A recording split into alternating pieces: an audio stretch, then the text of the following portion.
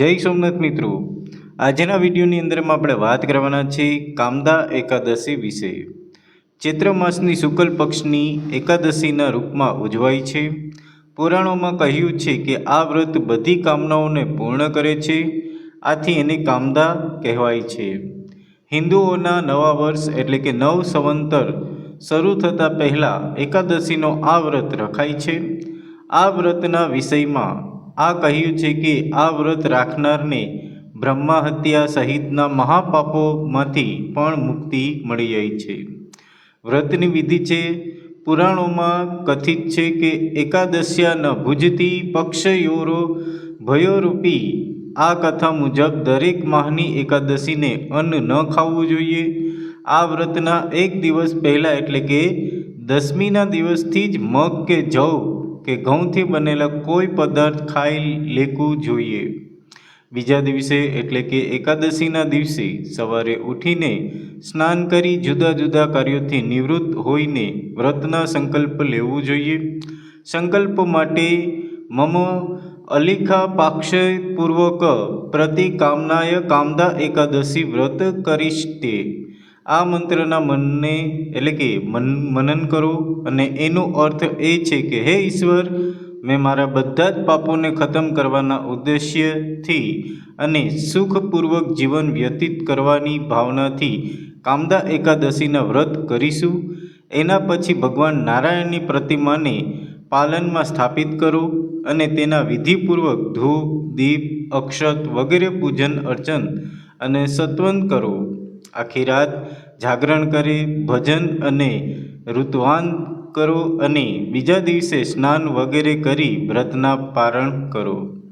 ઉપવાસમાં માત્ર ફલહાર કરો અને કામદા એકાદશીની વ્રત કથા પહેલાંના સમયમાં ભોગવતી નામની નગરીમાં પુંડરીક નામનો નાગ રાજા રાજ્ય કરતો હતો.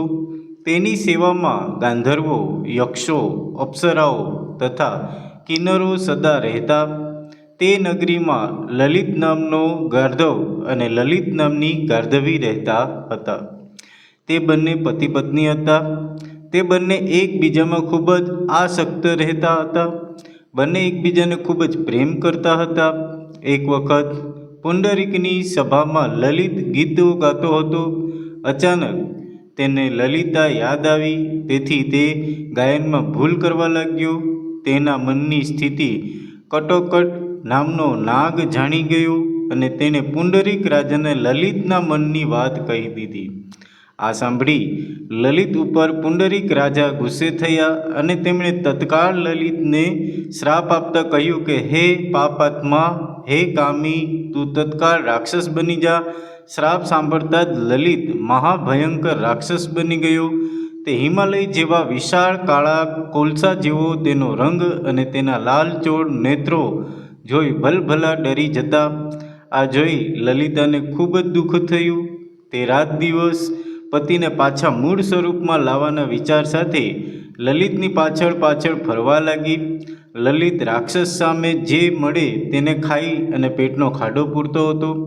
આમને આમ બંને ફરતા ફરતા વિંધ્યાચળ પર્વત ઉપર પહોંચી ગયા. ત્યાં તેમણે ઋષ્યશૃંગ મુનિનો આશ્રમ જોયો. ત્યાં જઈ તેમણે મુનિને ભાવથી પ્રણામ કર્યા અને પોતાનું વિતક કહ્યું.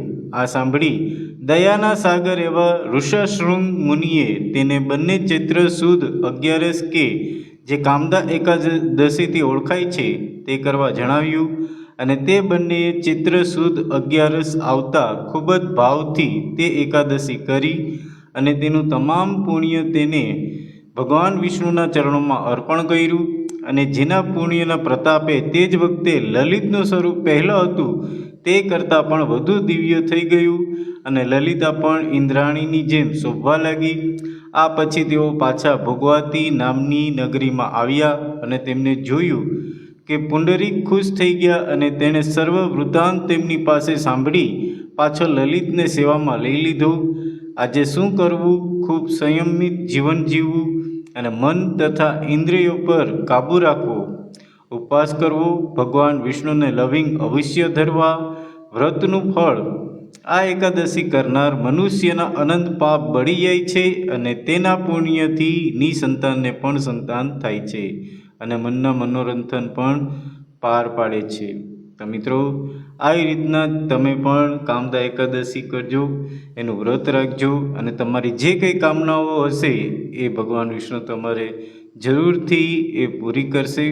સાચા હૃદયથી તમે જો આનું વ્રત કરશો તો અવશ્ય તેનું ફળ મળશે. તો મિત્રો, આશા રાખીએ છીએ કે તમને કામદા એકાદશી વિશે સમજાઈ ગયું હશે. તો કમેન્ટ બોક્સમાં જય સોમનાથ લખવાનું નહીં ભૂલતા. અને હા મિત્રો, હજી સુધી પણ જો તમે અમારી યુટ્યુબ ચેનલને સબસ્ક્રાઈબ ન કર્યું હોય તો પ્લીઝ સબસ્ક્રાઈબ કરી દેજો અને બાજુનું બેલ આઇકન પ્રેસ કરી દેજો, જેથી કરીને લેટેસ્ટ વિડીયોના નોટિફિકેશન તમને મળતા રહેશે. અને હા મિત્રો, તમારા મિત્રો સુધી શેર પણ કરજો, જેથી કરીને એ લોકોને પણ ઉપયોગી થાય. તો ફરી મળીશું નવા વિડીયો સાથે. તો દરેક મિત્રોને જય સોમનાથ.